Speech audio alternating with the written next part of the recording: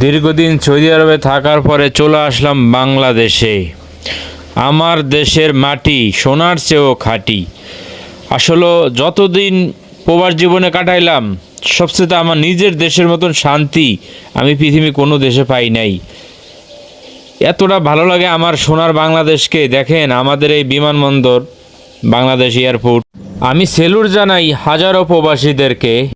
আমার প্রবাসী ভাই, এয়ারপোর্ট থেকে চলে আসলাম সদরঘাট, সদরঘাট থেকে চলে আসলাম আমাদের ভোলা, যেটাকে ইলিশিয়া ঘাট বলে। তো লঞ্চের সৌন্দর্যটা আপনারা দেখে নিলেন। ভালো থাকবেন, সুস্থ থাকবেন।